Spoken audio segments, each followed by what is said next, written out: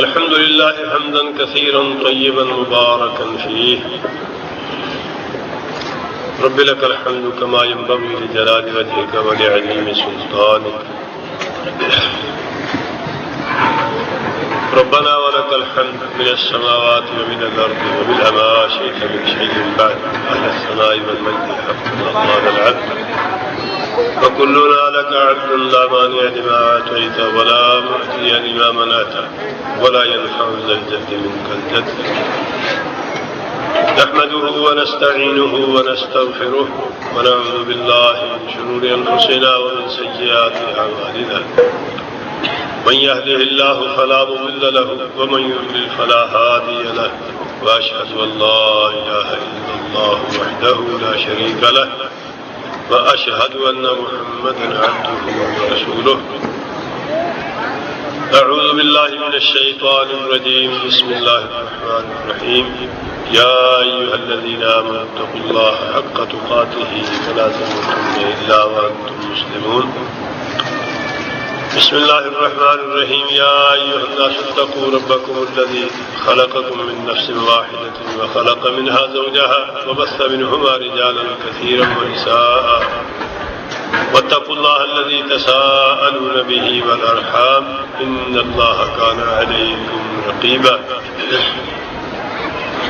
بسم الله الرحمن الرحيم يا أيها الذين آمنوا اتقوا الله وقولوا قولا سديدا يصلح لكم أعمالكم ويغفر لكم ذنوبكم ومن يطع الله ورسوله فقد فاز فوزا عظيما اللهم صل على محمد وعلى آل محمد كما صليت على إبراهيم وعلى آل إبراهيم إنك حميد مجيد اللهم بارك على محمد وعلى آل محمد كما باركت على إبراهيم وعلى آل إبراهيم إنك حميد مجيد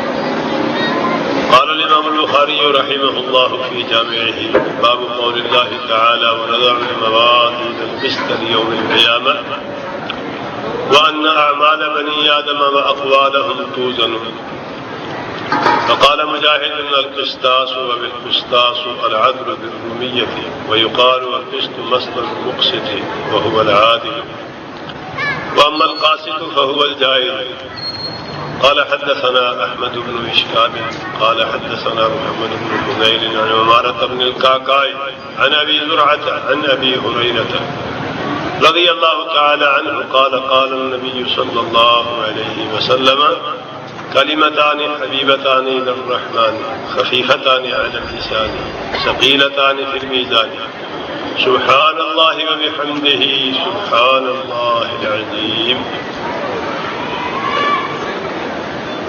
اللہ رب العزت والجلال کی حمد و ثنا جیسے اس کی شان کے شایع ہے وہ اکیلا ہی تمام حمد و ثناؤں عظمتوں کی رعایوں کا حقدار ہے صلاۃ و سلام سیدنا و سید الاولین والآخرین امام الانبیاء والمرسلین شفیع المذنبین سیدنا و سید ولد آدم جناب محمد رسول اللہ صلی اللہ علیہ وسلم کی ذاتی نامی پر حمد و ثنا و صلاۃ و سلام کے بعد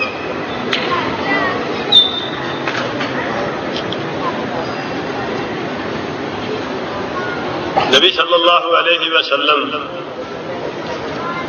جب دنیا میں تشریف لائے اور آپ کی نبوت اور رسالت کا اعلان ہوا اس وقت اس ماحول میں جہاں امام الانبیاء کی بعثت کا اعلان کیا گیا تین بڑے مذہبی گروہ پائے جاتے تھے جن کی شہرت تھی اور جن میں سے ہر ایک سمجھتا تھا کہ وہ حق پر ہے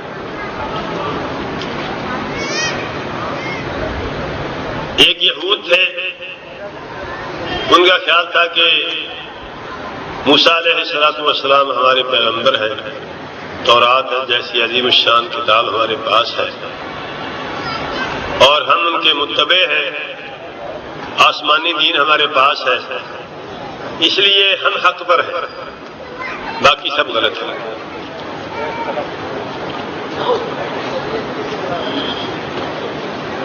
اور نصارہ کا خیال تھا کہ ہم حق پر ہیں، ہمارے پاس آسمانی کتاب انجیل ہے، عیسیٰ علیہ السلام جیسے نبی اور رسول ہماری طرف مبعوث ہوئے ہیں، اس لیے ہم حق پر ہیں۔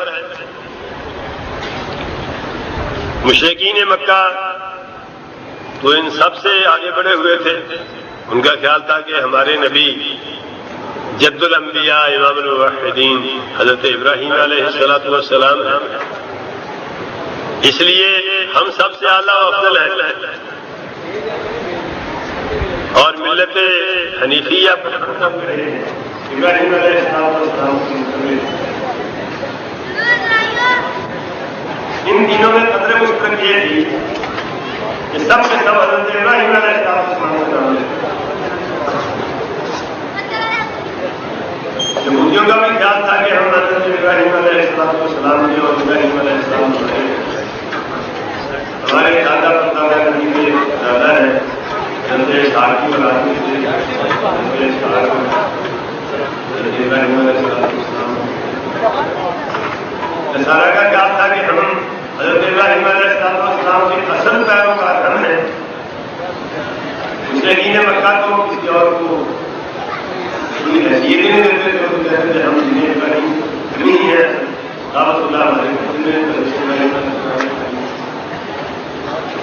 اور کسی حد تک کی تو صحیح بھی کہہ رہے ہیں، لیکن یہ کوئی خیال آیا کہ بالکل ہم کیا امام ابراہیم علیہ السلام جس نے توحید کے لیے اتنی محنت کی، اتنے شدید امتحان دیے، اس کی طرف نسبت کر رہے ہیں اور دین کے اندر شرک ڈالا ہوا ہے۔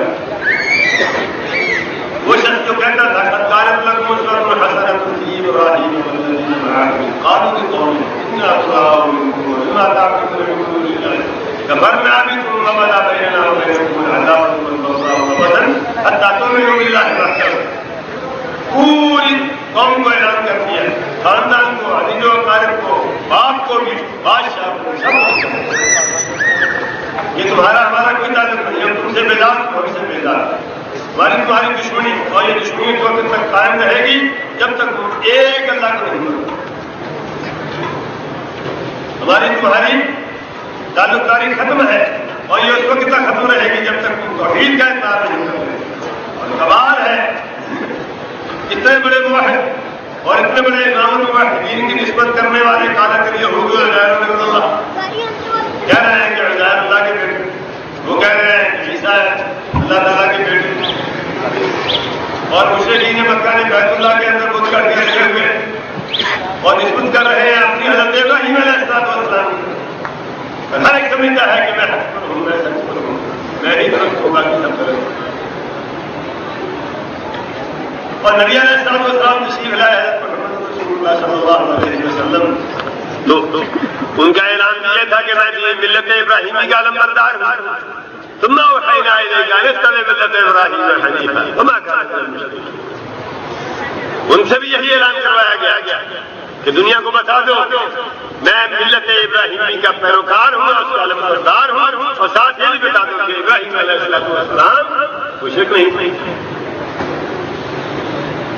چاروں یہ دعویٰ کر رہے ہیں کہ حضرت ابراہیم علیہ السلام کے دین پر ہے، ابراہیم علیہ السلام ہمارے ایک عام آدمی مسکین جسے نہ تورات آتی ہے نہ انجیل آتی ہے، نہ مشرکین کے دین کا اس کو پتا ہے، نہ وہ قرآن پڑھ سکتا ہے، وہ کدھر جائے کیا کیا کس کی بات ماننے کس کی ہے؟ جس کے پاس جاتے وہ دلیلیں نکال کے دیتے، جس کے پاس جاتے وہ ایتیں سناتا ہے اور حدیثیں سناتا ہے، کیا کریں ہم آدمی؟ تو اللہ احکم الحاکمین نے قرآن کریم میں شرع کے لیے فتح کی بات بتائی، یہ جانچنے کے لیے، پرکھنے کے لیے کہ کون صحیح ہے اور کس کا تعلق ابراہیم علیہ السلام کے ساتھ ہے۔ مشکل کام نہیں ہے، تھوڑی سی توجہ دو تو سمجھ آ جائے کہ کون جھوٹا ہے کون سچا ہے، کس کا ابراہیم علیہ السلام کے ساتھ سچا تعلق ہے، کس کے جھوٹا تعلق۔ اللہ نے فرمایا ما کان ابراہیم یہودیا ولا نصرانیا ولکن کان حنیفا مسلما وما کان من المشرکین ما انزلت التوراۃ والانجیل الا من بعد۔ پہلے یہ بتایا کہ ابراہیم علیہ السلام کو توحید کا نمبردار تھا، نہ یہودی تھے نہ نصرانی تھے، یہ جھوٹا دعویٰ کر رہے ہیں۔ تو پھر اس کے بعد ایسی منطقی دلیل دی دنیا کا کوئی عقل مند اس کو مسلط نہیں کر سکتا۔ میں پوچھو کہ تورات کس پہ نازل ہوئی؟ حضرت موسیٰ علیہ السلام پر، اور موسیٰ علیہ السلام بنی اسرائیل میں سے ہیں۔ بنی اسرائیل کہتے ہی حضرت اسرائیل کی اولاد کو، اسرائیل نام ہے حضرت یعقوب علیہ السلام کا، یعقوب علیہ السلام حضرت اسحاق کے بیٹے، حضرت اسحاق حضرت ابراہیم علیہ السلام کے بیٹے، پتہ نہیں کتنی پشتوں کے بعد حضرت موسیٰ علیہ السلام ابراہیم علیہ السلام کے بعد تشریف لائے، اور تم کہتے ہو کہ ابراہیم علیہ السلام اپنے پٹ پوتے کے دین پر تھے۔ یہ کیا بات ہے؟ وہ یہودی کیسے ہوتا ہے؟ یہودی تو پیدا نہیں ہوتا اس وقت، نہ ان کی کتاب نازل ہوئی، نہ ان کا نبی اور رسول آیا تھا۔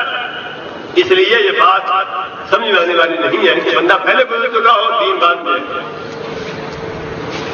یہی معاملہ نصارہ کا ہے، یہ اس کے بھی بعد ہے۔ حضرت عیسیٰ علیہ السلام کے امتی ہیں، حضرت عیسیٰ علیہ السلام کتنی دیر بعد ہے، حضرت ابراہیم علیہ السلام پہلے گزر چکے تھے، انجیل حضرت ابراہیم علیہ السلام کے زمانے میں نازل ہی نہیں ہوئی تھی، تو ابراہیم علیہ السلام نصرانی کیسے ہوئے؟ کتنی غلط بات ہے، کتنی بات ہے۔ جہاں تک مشرکین مکہ کا تعلق ہے، ان کو نہ کچھ پڑھنا آتا ہے، نہ لکھنا آتا ہے، نہ صحف ابراہیم کا نام و نشان آتا ہے، اور توحید کے سب سے بڑے دنیا کے اندر یہ دشمن ہے، دین ان کا شرک ہے، نام امام واحد کا لیتے ہیں، اور اپنے مسائل پوچھنے کے لیے یہودیوں کے پاس جاتے ہیں، ان سے جا کے پوچھتے ہیں۔ اتنی چھوٹی سی بات بھی ان سے جا کے پوچھنی پڑی کہ ہمیں بتائیں کہ ہم صحیح ہیں کہ محمد صلی اللہ علیہ وسلم صحیح ہے۔ یہ پوچھنے کے لیے بھی یہودیوں کے پاس گئے کہ تم اللہ کی کتاب پڑھتے ہو، اس لیے ذرا غور کر کے مطالعہ کر کے سوچ سمجھ کے بتاؤ کہ ہم صحیح ہیں یا حضرت محمد الرسول اللہ صلی اللہ علیہ وسلم صحیح ہے۔ اس کا مطلب یہ ہے کہ ان کو اپنے دین پر اعتماد نہیں، ان کو پتہ ہی نہیں ہمارا دین کیا ہے، دوسرے سے پوچھ رہے ہیں۔ اور ان بدبختوں نے جواب دیا کہ حالانکہ وہ جانتے تھے، جواب دیا کہ تم صحیح ہو، محمد صلی اللہ علیہ وسلم غلط۔ انا للہ، یہ ہوتا ہی ہے ہمیشہ، حد سے بدگشتہ کرنے کے لیے لوگ اس طرح کی باتیں کرتے ہیں۔ تو اللہ تعالیٰ نے لوگوں کو بتایا کہ حق کو جانچنے پرکھنے کا یہ طریقہ اور یہ سلیقہ ہے، جائزہ لو، سوچو کہ کون کیا کہتا ہے اور کس کی باتیں ابراہیم علیہ السلام کی باتوں سے ملتی ہیں، کس کا دین ابراہیم علیہ السلام کی دین سے ملتا ہے۔ وہ کہتے ہیں کہ ابراہیم یہودی تھے، وہ کہتے ہیں ابراہیم نصرانی تھے، محمد صلی اللہ علیہ وسلم کہتے ہیں کہ میں ابراہیمی ہوں، یہ نہیں کہتے ابراہیم میرے دین پر، حالانکہ سید الاولین والآخرین ہے، امام الانبیاء والمرسلین، ساری دنیا کے امام ہیں، اس کے باوجود سچ بولا اور حقیقت بیان کی۔ ثم اوحینا الیک ان اتبع ملت ابراہیم حنیفا، کہ میں ابراہیم علیہ السلام کے دین کا حق پر تھا، جس دین پر ابراہیم علیہ السلام ہے۔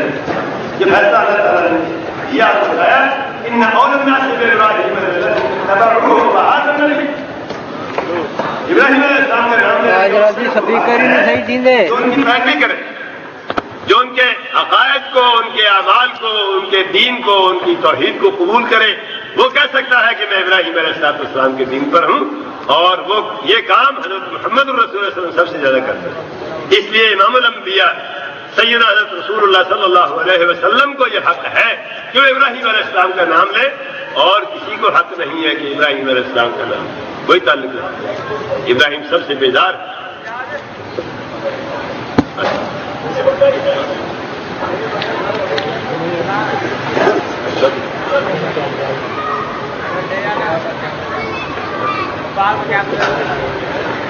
بالکل یہی صورتحال ہماری ہے، جس کے پاس جاؤ وہ کہتا ہے کہ میں قرآن کریم اور حدیث رسول اللہ کا نام لیتا ہوں، کتاب اللہ سنت رسول اللہ کا میں علمبردار ہوں۔ اور آپ کو معلوم ہے کہ اتنے کی گروہ اس وقت ہمارے ماحول میں جتنے اس وقت تھے، اور ایک عام آدمی کا یہ سوال ہمیشہ قائم رہتا ہے کہ کیا کروں میں، کس کے پاس جاؤں؟ جس کے پاس جاتا ہوں قرآن حدیث پڑھ کے وہ کہتا ہے نبی علیہ السلام کی طرف سب سے زیادہ پیار مجھے۔ تو سیدھا سادہ آدمی بیچارہ کدھر جائے، کیسے حق کو جانے اور پہچانے، کیسے اس کو پتہ چلے کہ حضرت محمد رسول اللہ صلی اللہ علیہ وسلم کے اصل دین پر کون؟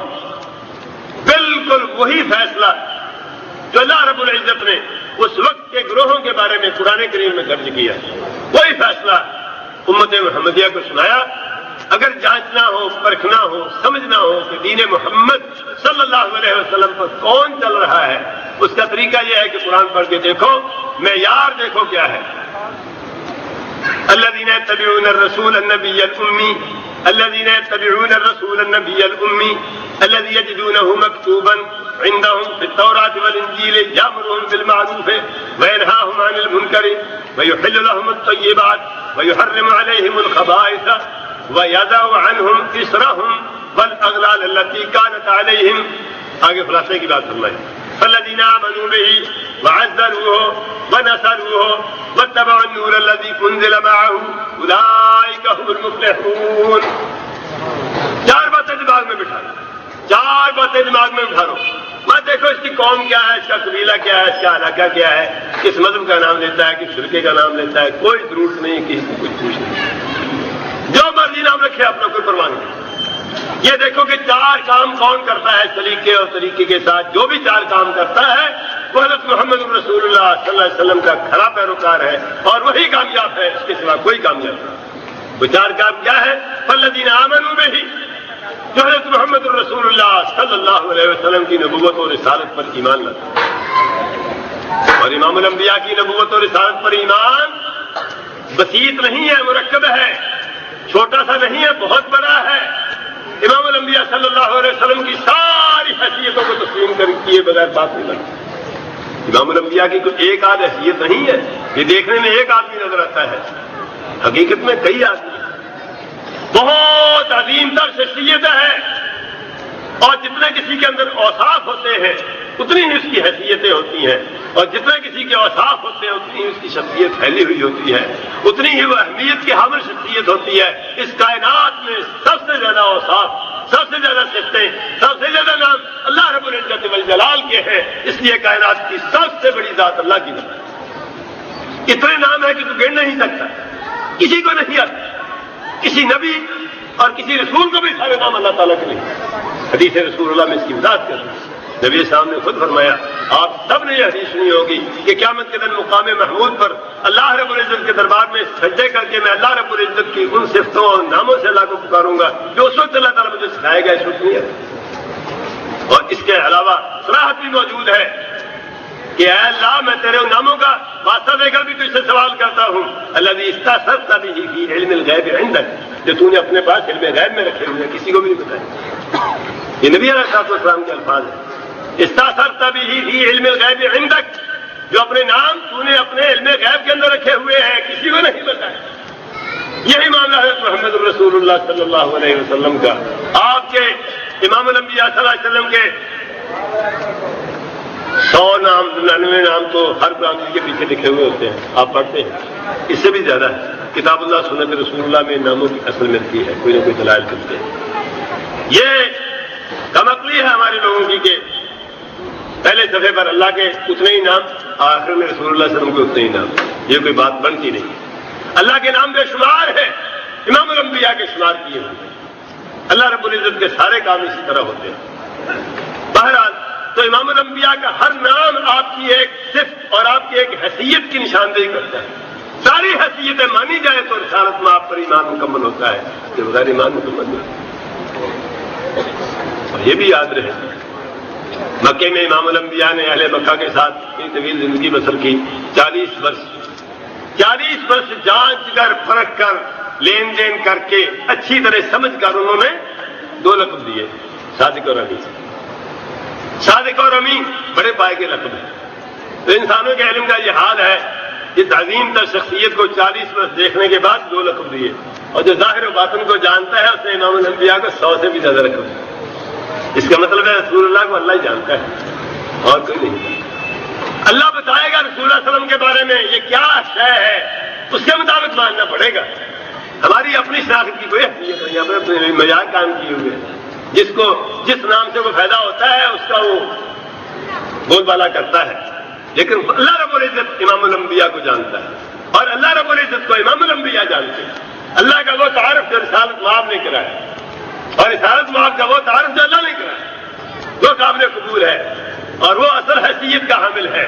تو امام الانبیاء کی ہر حیثیت کو تسلیم کیا جائے تو امام الانبیاء پر ایمان کی تکمیل ہوتی ہے، اس کے بغیر ایمان کی تکمیل نہیں ہے۔ تو واضح کر رہا تھا کہ اللہ رب العزت نے 4 باتیں بتائیں، الذین آمنوا بہ، جو حضرت محمد الرسول اللہ صلی اللہ علیہ وسلم پر ایمان لاتے ہیں۔ تو بات یہاں سے آگے نکلی تھی کہ اللہ کے رسول پر ایمان، کیا یہ اتنی سی بات ہے کہ مان لے گئے؟ حضرت محمد الرسول اللہ صلی اللہ علیہ وسلم مکے میں پیدا ہوئے تھے، ہجرت کر کے مدینے تشریف لے گئے تھے اور اللہ کے نبی اور رسول تھے؟ ہاں، اتنی سی بات سے کوئی بات بنتی۔ کچھ حصہ تو مشرکین مکہ بھی مانتے ہی تھے، محمد عبداللہ تو وہ بھی مانتے، شریف آدمی مانتے تھے، صادق اور امین مانتے، لیکن نہیں بات بنتی۔ تو یہ سب کچھ تسلیم کیا جائے، محمد بن عبداللہ بھی مانا جائے، محمد الرسول اللہ بھی مانا جائے، محمد نبی اللہ بھی مانا جائے، محمد خلیل الرحمان بھی مانا جائے، سارا کچھ مانا جائے، اور اللہ رب العزت جو اتنا تعارف کرا رہا ہے وہ بے مقصد تو نہیں۔ رسول اللہ کو مان لیں، ان کی شان بھی مان لیں، ان کی عظمت بھی مان لیں، حدیث کی باری آئے تو جواب دے دیں، یہ کیا مانا ہے؟ سارا کچھ مانے، ایک ایک بات تسلیم کریں تو بات بنتی ہے، اس کے بغیر بات نہیں بنتی۔ رسالت پاک پر ایمان ایک مستقل موضوع ہے جس پر اچھی طرح ہر مومن، ہر صاحب ایمان کو غور کر لینا چاہیے کہ مان لیا اللہ کے نبی کو اللہ کے نبی اور رسول، پھر اپنی حرکتیں دیکھیں جو بتاتی ہیں مانا ہے کہ نہیں مانا۔ امام الانبیاء کی ہزاروں حدیثوں میں سے کسی ایک حدیث کا انکار یا اس کو نظر انداز کر رہے ہیں، اس کو تسلیم نہ کرنے کی وجہ سے انسان کا ایمان رسالت میں آپ پر ڈاواڈول ہوتا ہے۔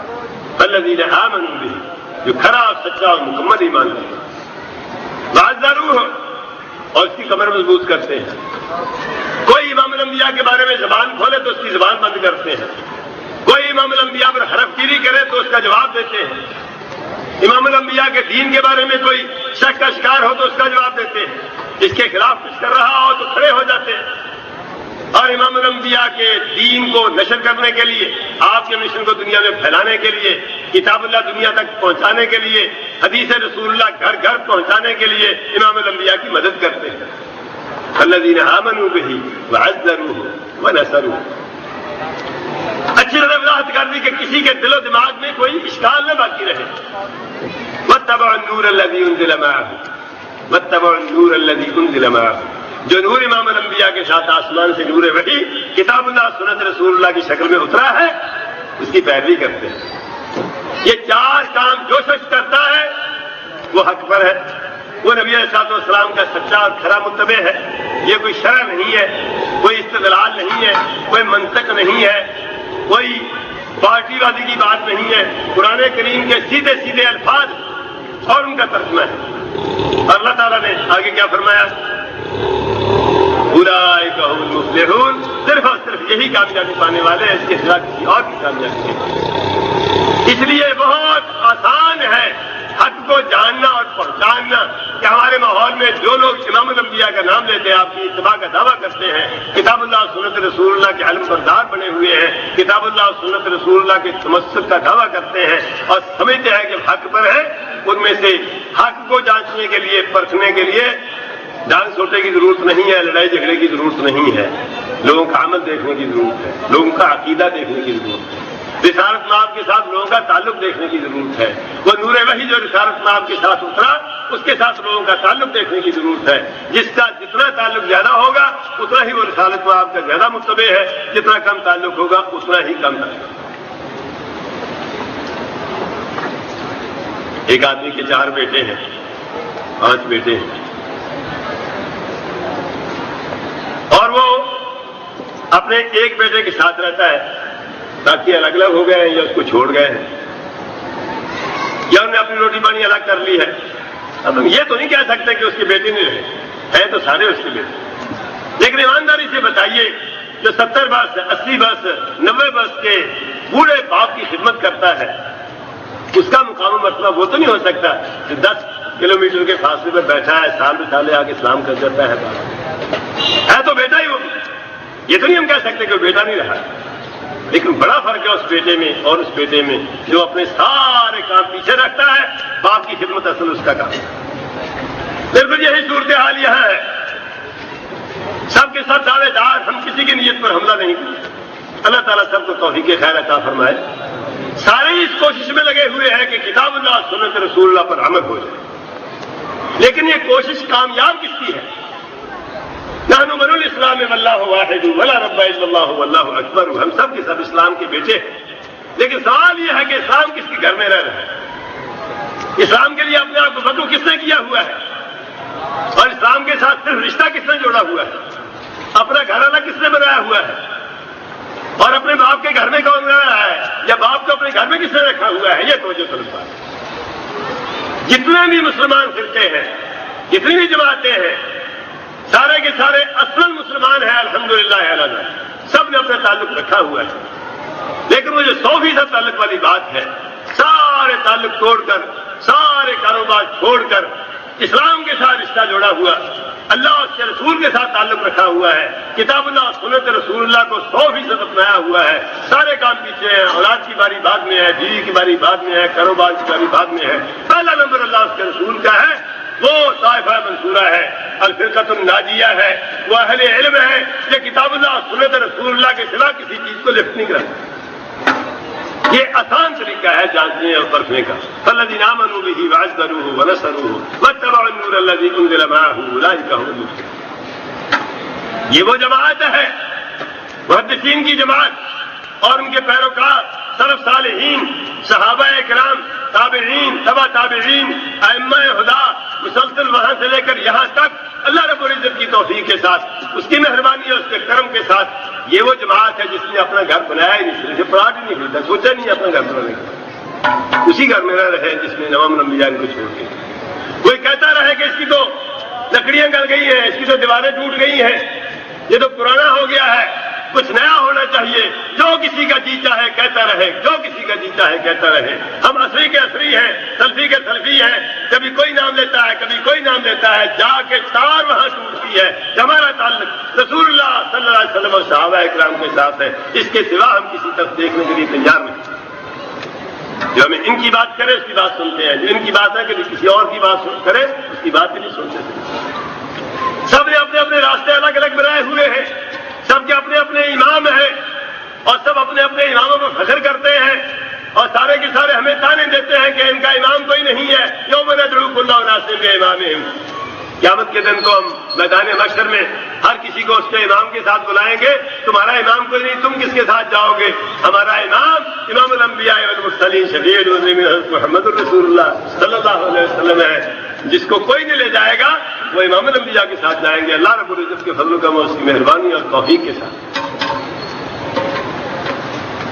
یہ ہے وہ مسلک، یہ ہے وہ دین، یہ ہے وہ اسلام اور ایمان، یہ وہ ہدایت ہے جس ہدایت، جس ایمان، اسلام اور جس دین کے علم بردار محدثین کرام ہیں، جن کی کتابیں ہم پڑھتے ہیں، جن کی کتابوں کا ہم نام لیتے ہیں، اور جن کی کتاب کی ایک ایک سطر پہ پیرا ڈال کے بیٹھتے ہیں، دورہ نہیں کرتے، پڑھتے ایک ایک بات پڑھتے ہیں اور ایک ایک بات سند کے ساتھ پڑھتے ہیں، بات امام الانبیاء تک پہنچتی ہے تو مطمئن ہوتے ہیں، ورنہ مطمئن نہیں۔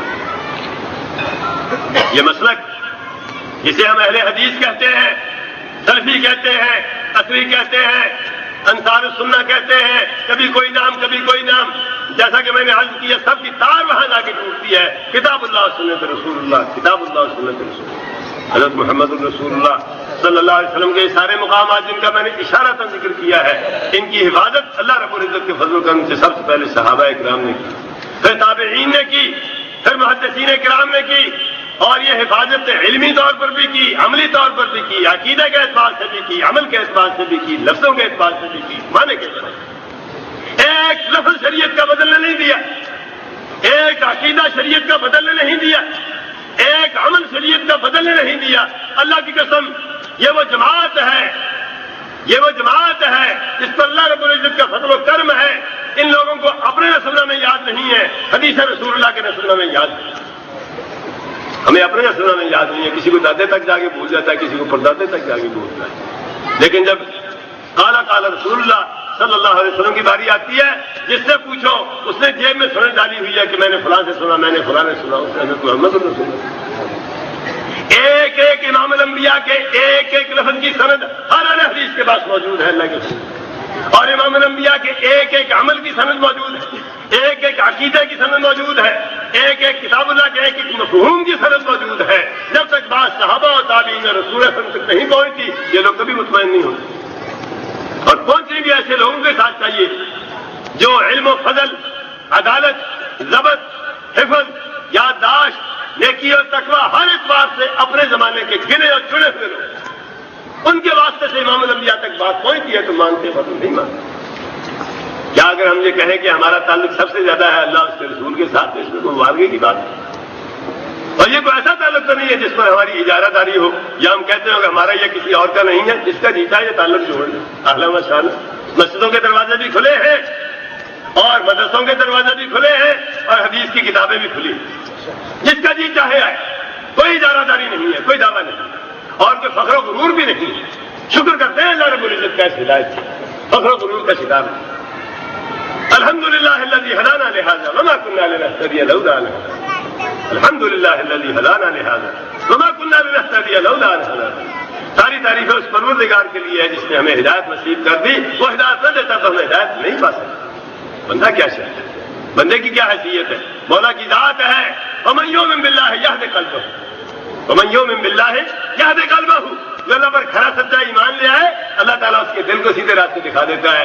دل سیدھا ہو جائے تو ہر شے سیدھی ہو جاتی ہے، دل کی آنکھیں کھل جائیں تو ہر شے سیدھی ہو جاتی ہے، دل کی آنکھیں بند ہو جائے تو سارا بیڑا گرک ہو جاتا ہے۔ فإنها لا تعمى الأبصار ولكن تعمى القلوب التي في الصدور۔ ان آنکھوں کی کوئی حیثیت نہیں ہے، ان آنکھوں کا اندھا اللہ کے نزدیک اندھا نہیں ہوتا، یہ تو ہماری بیوقوفی ہم اس کو اندھا سمجھتے ہیں۔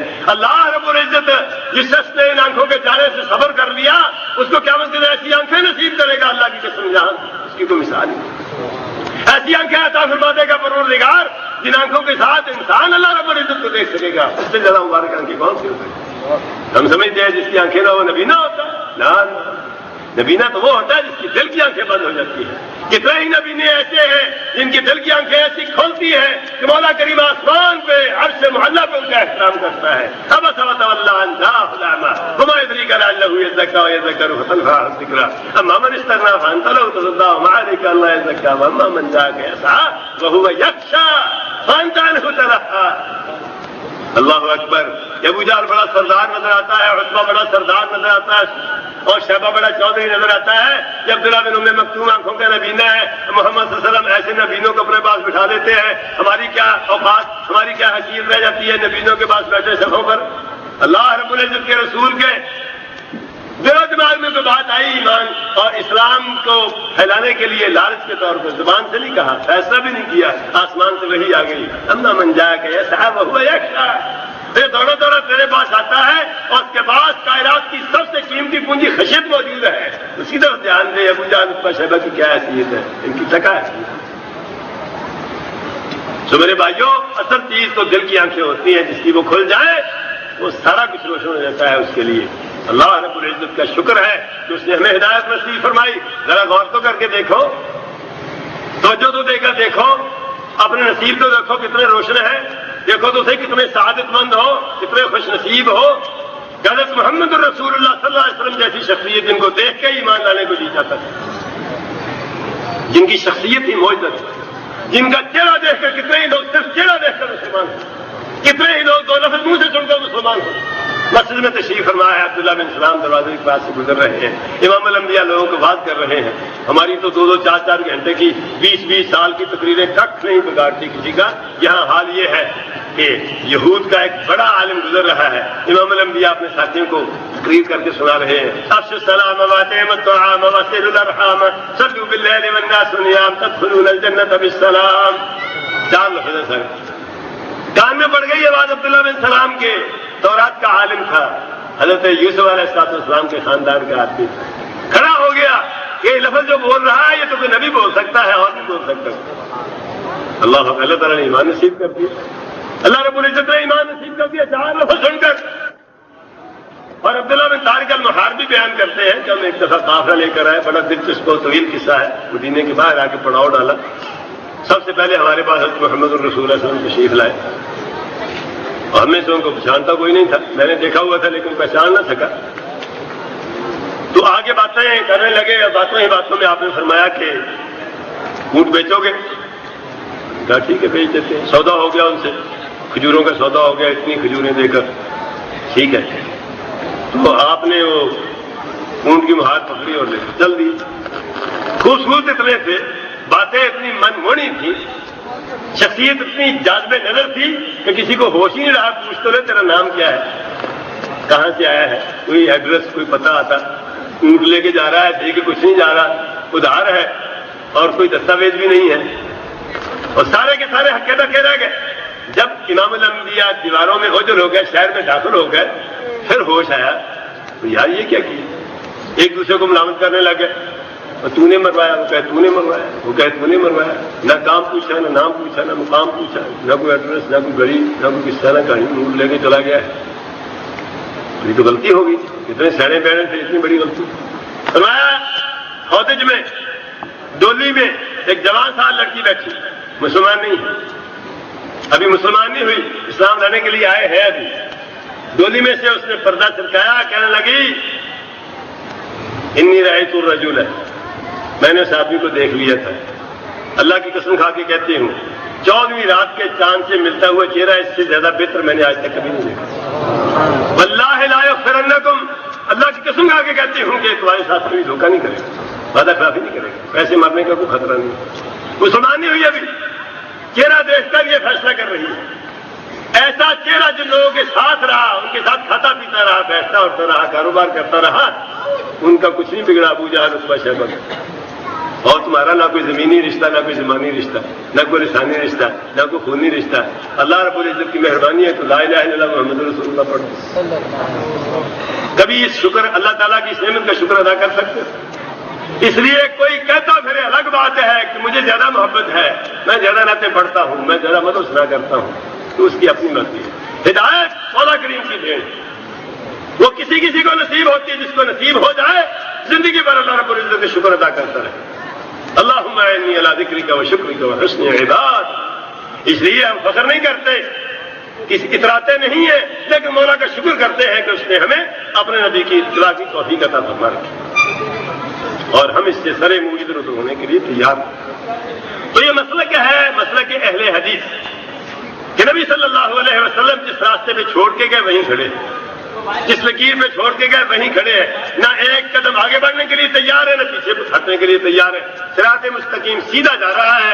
امام الانبیاء نے بتا دیا تھا کہ یہ راستہ ہے، اور راستہ تھوڑا مشکل ہے، تو جگہ جگہ تمہیں نظر آئیں گے گیٹ، دائیں مڑ رہے ہیں، بائیں مڑ رہے ہیں، ان پر پردے لٹک رہے ہیں، پردہ اٹھاؤ گے تو کیا بات ہے، بڑے رنگین راستے نظر آ رہے ہوں گے اور بڑے بلانے والے نظر آ رہے ہوں گے۔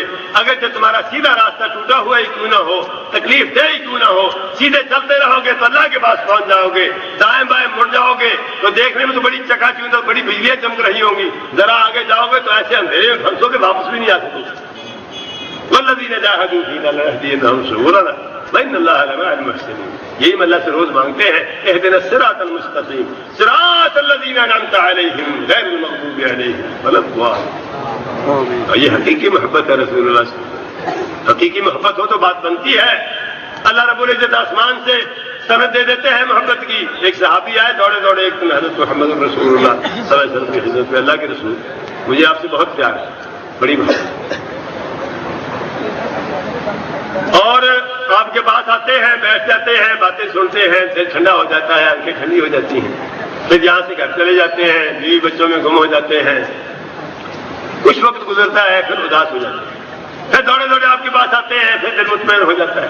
آج مجھے ایک عجیب خیال آیا، اللہ کے رسول جب قیامت ہوگی، جنت میں چلے جائیں گے، آپ تو سید الاولین والآخرین امام الانبیاء والمرسلین، آپ کو تو اتنے بلند مقامات ملیں گے، ہم ایک عام سے امتی ہیں، ہمیں بھی اللہ تعالیٰ نے اگر جنت میں بھیج دیا تو کسی چھوٹے سے مقام پر ہوں گے، آپ کے اور ہمارے درمیان تو بہت فاصلہ ہوگا۔ آج تو اداس ہو کے دوڑے دوڑے آتے ہیں، زیارت کر لیتے ہیں، تو وہاں کیا کریں گے؟ مجھے تو خیال جنت کی خوشی کا احساس نہیں ہے، رسالت مآب سے دوری کی اداسی کا احساس۔ کیا بات ہے! فرمایا حضرت محمد رسول اللہ صلی اللہ علیہ وسلم نے ابھی جواب نہیں دیا، اس کا سوال آیا، امام الانبیاء کے بولنے سے پہلے آسمان سے وحی آ گئی، من یطع اللہ والرسول فاولئک مع الذین انعم اللہ علیہم من النبیین والصدیقین والشہداء والصالحین وحسن اولئک رفیقا۔ جو اللہ کی اطاعت کرے، اللہ کے رسول کی اطاعت کرے، وہ اللہ رب العزت کی مہربانی کے ساتھ نبیوں کے ساتھ ہوگا، صدیقوں کے ساتھ ہوگا، صالحین اور شہداء کے ساتھ۔ اور امام الانبیاء نے نچوڑ نکال کر فیصلہ کیا اور بتایا، المرء مع من احب، بندہ قیامت کے دن اس کے ساتھ ہوگا جس سے اسے محبت ہے. اور یہ محبت ہے کیسے؟ من یطع اللہ والرسول. اطاعت ہے اصل. اطاعت کے بغیر محبت کا دعویٰ فضول ترین دعویٰ، کوئی حیثیت نہیں. سمجھ بھائیو، اللہ رب العزت کے اس رسول کے ساتھ رہنے والے ہدایت نہیں پا سکے، اور اللہ رب العزت کی مہربانی ہے کہ آپ صدیوں بعد آنے والے ہو. اللہ تعالیٰ نے آپ کو ہدایت نصیب فرما رکھی، اس پر اللہ تعالیٰ کا شکر ادا کریں. اور کوشش کرنی چاہیے کہ رسالت مآب کے نقش قدم پہ چلیں، جہاں وہ چھوڑ کے گئے وہیں رہیں. امام الانبیاء کے اس مقام و مرتبے کی حفاظت کرنے والی جو جماعت ہے وہ صحابہ اکرام کی جماعت ہے، تابعین ہیں، تبع تابعین ہیں، ائمہ حدیث ہیں. میں عرض کر رہا تھا کہ انہوں نے ہر اعتبار سے اس دین کی حفاظت کی، ہر اعتبار سے رسالت مآب کی زندگی کی حفاظت کی، ایک ایک حرکت کی حفاظت کی. صدیاں گزر گئی ہیں، آج صورتحال یہ ہے وہ آئے کب کے گئے بھی کب کے، نظر میں اب تک سما رہے ہیں. وہ آئے کب کے گئے کب کے، نظر میں اب تک سما رہے ہیں. یہ آ رہے ہیں، وہ جا رہے ہیں، یہ چل رہے ہیں، وہ پھر رہے ہیں. کس طرح امام الانبیاء کی زندگی ہمارے سامنے شیشے کی طرح ہے، ایک ایک بات نظر آتی ہے. یہ کس کا کارنامہ ہے؟ کس کو اللہ نے توفیق دی کہ امام الانبیاء کی زندگی کی نقشہ کشی کرے؟ ایک ایک حرکت 14 صدیوں گزرنے کے بعد ہر مسلمان کو نظر آ رہی ہے، اور وہ آپ کے نقش قدم پر چل سکتا ہو. یہ صحابہ کرام کا کارنامہ ہے، تابعین کا کارنامہ ہے، تبع تابعین کا کارنامہ ہے، ائمہ حدیث کا کارنامہ ہے. پہلے سینوں میں محفوظ رہا، وجود کے ساتھ عمل ہوتا رہا. پھر جب ذرا وہ وقت گزر گیا جس کے بارے میں اللہ رب العزت اور اس کے رسول نے گواہی دی تھی اور انہوں نے شہادت دی تھی کہ والسابقون الاولون من المہاجرین والانصار والذین اتبعوہم بإحسان. اللہ تعالیٰ نے آسمان سے پہلے زمانے کے اور دوسرے زمانے کے لوگوں کی اللہ تعالیٰ نے شہادت دی تھی کہ صحابہ کرام اور تابعین یہ اللہ کے پسندیدہ ہے. امام الانبیاء نے فرمایا خیر القرون قرنی ثم الذین یلونہم ثم الذین یلونہم. سب سے بہترین زمانہ اس پوری کائنات کے اندر میرا زمانہ ہے، اس کے بعد میرے صحابہ کا زمانہ، اس کے بعد میرے صحابہ کے تابعین کا زمانہ. جب یہ خیر القرون گزر گئے، اللہ تعالیٰ نے ایک جماعت کو توفیق دی کہ انہوں نے جو علم سینوں کے اندر تھا، دماغوں کے اندر تھا، اس کو کتابوں میں منتقل کر دیا تاکہ آئندہ کوئی ہاتھ تک نہ پہنچ سکے، کوئی تحریف نہ کر سکے، کوئی تعویل نہ کر سکے، کوئی مداخلت نہ کر سکے، کوئی کچھ نہ بگاڑ سکے. اور یہ کام انہوں نے ہر اعتبار سے کیا، علم کے اعتبار سے، عمل کے اعتبار سے، عقیدے کے اعتبار سے. کوئی شے ایسی نہیں ہے جس کے اندر ملاوٹ ہونی چاہیے، کوئی شے ایسی نہیں ہے جس میں ملاوٹ ہونی چاہیے. امام الانبیاء کا علم بھی، آپ کے فرامین بھی، آپ کے اعمال بھی، اللہ کی قسم اگر اس پر نکل جائے تو ساری رات گزر جائے ہم واپس نہ آ سکیں. محدثین اکرام کے عمل کو دیکھیں تو آپ حیران ہو جائیں. اور مولا کی مہربانی ہے، مولا کی مہربانی ہے، یہ بات بھی توجہ طلب ہے. آپ کو غوث ملیں گے، اقطاب ملیں گے، پتہ نہیں کیا کیا ملے گا. جو مقامات اللہ رب العزت نے قرآن میں ذکر کیے اس کے حصول کے لیے کوئی محنت نہیں کر رہا. کسی کو دیکھا ہے کوئی چلا کاٹ رہا صدیق بننے کے لیے یا صالح بننے کے لیے یا محسن بننے کے لیے یا متقی بننے کے لیے یا مومن بننے کے لیے؟ یہ جو القاب اللہ تعالیٰ نے آسمان سے اہل ایمان کو نصیب فرمائے ان کے حصول کے لیے کوئی محنت نہیں، اور کے اور ہی چلے ہیں. اور جو عمل اللہ اس کے رسول نے بتایا، سب سے عظیم الشان عمل، سب سے عظیم الشان عمل، پہلا مقام اسلام کا مقام، دوسرے نمبر پر ایمان کا مقام، اور سب سے اعلیٰ مقام احسان کا مقام ہے. اس کے حصول کے لیے کوئی محنت نہیں ہے. اس کے حصول کے لیے صرف یہ جماعت محنت کرتی ہے، اس کے اسلاف نہیں ہے. کسی نے تصوف نام رکھا ہوا ہے، کسی نے روحانیت نام رکھا ہوا ہے، نہ کہیں قرآن میں ذکر نہ کہیں حدیث میں ذکر. کیا تماشا ہے، کس قدر بے عقلی ہے کہ جو مرتبے اور مقامات اور القاب کتاب اللہ میں آئے ہوں، سنت رسول اللہ میں آئے ہوں، وہ قبول کرنے کے لیے کوئی تیار نہیں ہے. اور جس کو کوئی قبول نہ کرے اس کو ہم قبول کرنے کے لیے تیار ہیں. جو کسی کو پسند نہ آئے وہ ہمیں پسند ہے، جو اللہ کے رسول کی پسند ہماری پسند ہے، اللہ کی پسند ہماری پسند ہے. رضینا باللہ ربا وبالاسلام دینا وبمحمد النبی. ہم اللہ رب العزت کی الوہیت پہ راضی ہیں، اسلام کے دین ہونے پہ راضی ہیں، حضرت محمد الرسول صلی اللہ علیہ وسلم کی نبوت پہ راضی ہیں. اور کوئی اتنا راضی نہیں ہوا جتنے ہم راضی ہیں. یہ مولا کی توفیق ہے. اليوم اکملت لکم دینکم واتممت علیکم نعمتی ورضیت لکم الاسلام دینا. تمہارے لیے رب العزت والجلال نے اسلام کو پسند کیا ہے. اللہ کی قسم کوئی غوث بن جائے، کوئی قطب بن جائے، کوئی صوفی بن جائے، کوئی روحانی بن جائے، سارے مقامات ہے چاہے ان سب مقامات سے اعلیٰ والا مقام مسلم کا مقام ہے. مسلمان ہونا بڑی بات ہے. اور پھر اس کے بعد اگلا درجہ کسی نے حاصل کرنا ہو تو مومن بنے، اس سے اگلا درجہ حاصل کرنا ہو تو متقی بنے، محسن بنے، صابر بنے، شاکر بنے، جیسا کہ پہلے عرض کر رہا تھا ان المسلمین والمسلمات والمؤمنین والمؤمنات والقانتین والقانتات والصادقین والصادقات والصابرین والصابرات والخاشعین والخاشعات والمتصدقین والمتصدقات والصائمین والصائمات والحافظین فروجهم للحافظات۔ کوئی دیکھا ہے کبھی کسی نے کمنٹ کرا ہے مقامات میں سے کسی مقام کو حاصل کرنے کے لیے؟ اللہ توفیق نہیں دے۔ من یؤمن باللہ یہد قلبہ، جو اللہ پر یقین کرے گا اسی کو اللہ تعالیٰ سیدھی راہ دکھائے گا، کسی بھی راہ اللہ تعالیٰ خوش نصیبوں کو دکھاتا ہے۔ اس لیے احسان کا مرتبہ، احسان کی منزل، اس کے حصول کے لیے اجتماعات نے محنت کی ہے۔ جہاں تک قول کی بات ہے، باتوں کی بات ہے، وہ تو اللہ کے فضل سے جماعت ضرور مسئلہ، لوگ ان کا مذاق اڑاتے ہیں، ہر وقت قرآن حدیث کا رٹے لگائے رہتے ہیں، سب لوگ مانتے ہیں اور بڑی بری طرح مانتے ہیں۔ یہی معاملہ عمل کا ہے، یہی معاملہ عمل کا ہے۔ لوگ ہمیں مذاق کرتے ہیں اور راہ اسلام میں اللہ اور اس کے رسول کے لیے مذاق برداشت کرنا عین ایمان ہے۔ لا یخافون لومۃ لائم، کوئی تذکرے کرتا رہے تو یہ ہمارے اس سے درجے بلند ہوتے ہیں اللہ کے فضل و کرم سے۔ پرواہ نہیں ہے جو مرضی کو کہتا رہے۔ لوگ ہماری نماز کا مذاق اڑاتے ہیں، رفع دین کا مذاق اڑاتے ہیں، چکھنے سے چکھنے ملانے کا مذاق اڑاتے ہیں، سلواریں اونچی کرنے کا مذاق اڑاتے ہیں۔ یہ نہیں پتا ان کو کہ بالواسطہ یہ مذاق امام الانبیاء کا ہے، ان کا نہیں، ان کا اپنا تو مشغلہ نہیں، کیونکہ اپنے بات سے نہیں کرا ہوا۔ تو جہاں تک قول کا تعلق ہے، عمل کا تعلق ہے، سیدھے سیدھے سادے اعمال کا تعلق ہے، وہ تو ضرور مسئلہ اللہ کے فضل سے اس جماعت کے اقوال اور اس جماعت کے اعمال ضرور مسئلہ ہے۔ میں صرف ایک دو مثالیں وہ دینا چاہتا ہوں جس کے بارے میں لوگوں کا دعویٰ ہے ہم چلے کاٹتے ہیں، ہم منزلیں طے کرتے ہیں، سلوک کی منزلیں اور روحانیت کی منزلیں۔ اس میں دیکھیں گے تو اللہ کے فضل و کرم سے اس جماعت کے اثرات سے بڑھ کر کوئی آگے نہیں نکل سکا۔ صحابہ اور تابعین کے تو کیا ہی مقامات تھے۔ محدثین کرام، امام محمد بن منکدر ایک راوی ہے حدیث کے، مشہور محدث ہے اور بہت مشہور نہیں، یہ جو بہت مشہور ہے ان کے مقامات بہت بلند ہیں، ان کے اعمال بڑے زبردست ہیں۔ محمد بن منکدر ایک محدث ہے، اس کے والد یہ منکدر حضرت عائشہ صدیقہ کے رشتے میں ماموں بڑھتے ہیں۔ ایک دن حضرت عائشہ کے پاس گئے کہ مالی حالات ذرا خراب ہے، کچھ مہربانی کرو، کچھ دو۔ بھائی صاحبہ فرمانے لگی کہ ابھی تو کچھ نہیں ہے، جو ہی کہیں سے کچھ آ گیا تو میں وہ آپ کو دے دوں۔ وہ گیا تو اسی دن کسی نے مائی صاحبہ کے لیے 10,000 درم کی تھیلی بھیج دی ہے۔ مائی صاحبہ اپنے آپ کو مخاطب ہو کے کہنے لگی، وہ عائشہ کتنا شدید امتحان ہو گیا ہے، اکٹھے 10,000، لیکن وعدے بھی پکی رہی، وہ منکدر کو دے دی۔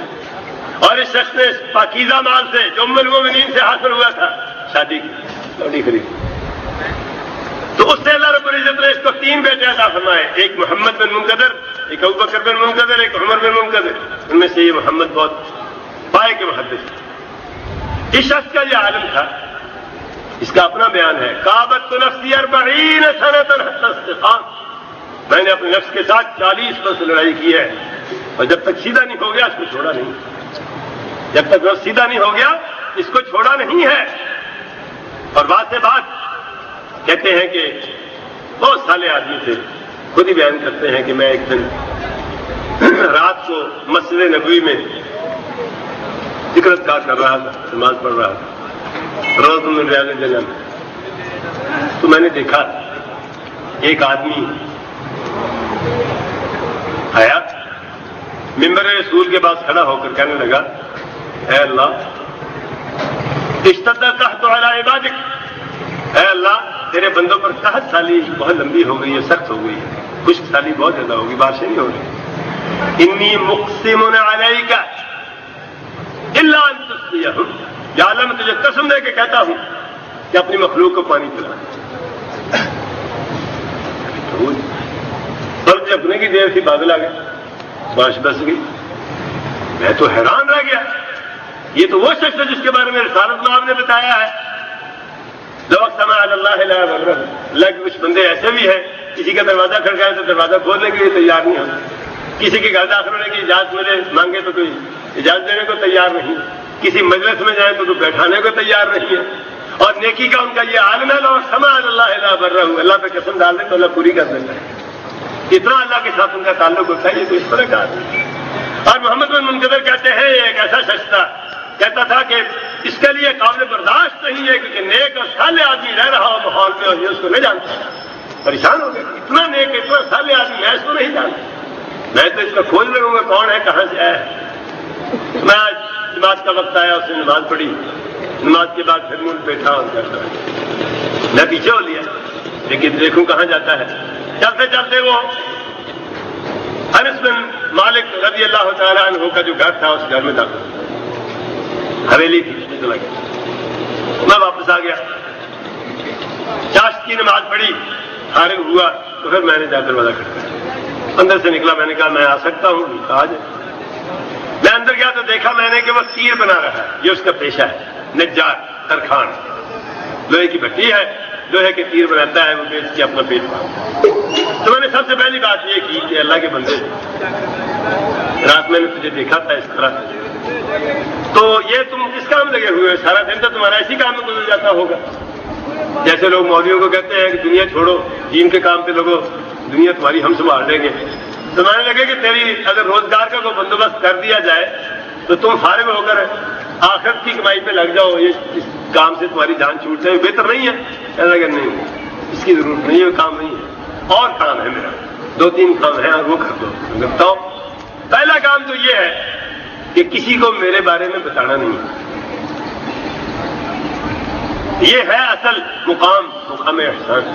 اور دوسرا کام یہ ہے کہ اس جو کچھ تم نے دیکھا ہے اس کے بارے میں کسی کو نہیں بتانا، میرا بھی نہیں بتانا، میرے جو کچھ دیکھا تم نے وہ بھی نہیں بتانا۔ اور تیسرا کام یہ ہے کہ دوبارہ اس گھر میں نہیں آنا، دوبارہ اس گھر میں نہیں آنا۔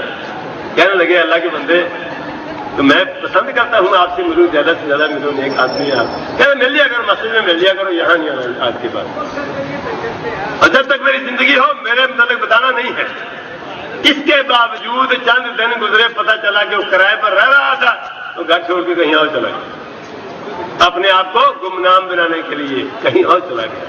وہ اہل خانہ کہتے تھے کہ بیننا و بین محمد ابن منقدر اللہ اخرج عنا رجلا صالحا، اللہ ہی نپٹے اس سے، محمد بن منقدر سے اتنا اچھا کرایہ دار ملا تھا، اس نے بگا دیا اس کو۔ یہ ہے اصل احسان کی منزل۔ یہاں پہنچے کو محنت کر کے کسی نے پہنچنا ہو، یہ چلے کاٹنا اور تسمیہ ڈالنا، ہرے چوگے ڈالنے کی کیا حیثیت؟ تو یہ محمد بن منقدر کے بارے میں کہتے ہیں کہ ایک رات رونے لگے، نماز پڑھتا پڑھتا رونے لگے، ہچکیاں بن گئی، اتنا رویا کہ گھر والے پریشان ہو گئے کہ شاید کی جان نہ رہے۔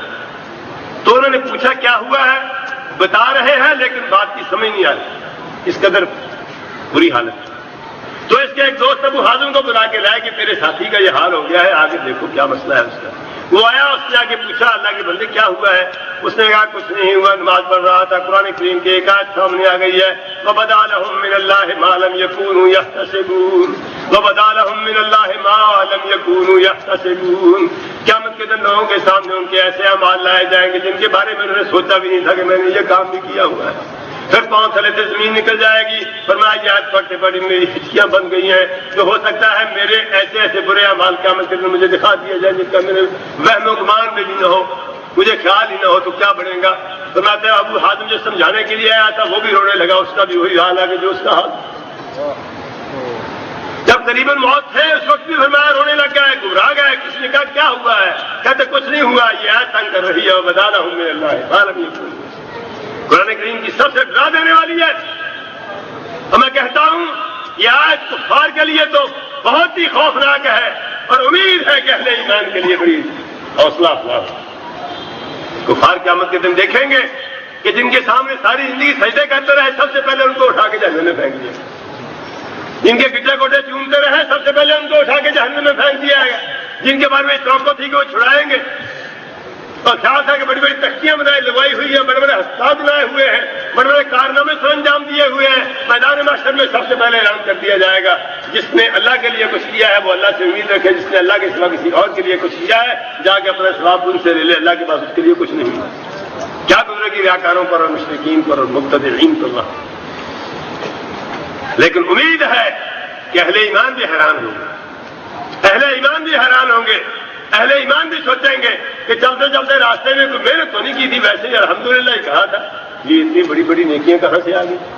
سوچا بھی نہیں تھا کہ سبحان اللہ کہنے سے اتنا کچھ ہو سکتا ہے، اتنے بڑے بڑے محلات تعمیر ہو سکتے ہیں، اتنے بڑے بڑے درخت لگ سکتے ہیں، اور آسمان اور زمین کے اندر پوری فضا کو بھر دینے والی نیکیاں مل سکتی ہیں۔ سبحان اللہ الحمدللہ کہنے سے اتنا چھوٹا اتنے بڑے بڑے اللہ کی طرف سے اجر، مومن بھی حیران ہوں گے، کافر بھی حیران ہوں گے۔ اللہ رب العزت توفیق عطا فرمائے، اخلاص کے ساتھ اللہ کو یاد کرتے رہے تاکہ قیامت میں اپنی نیکیاں دیکھ کر حیران ہوں۔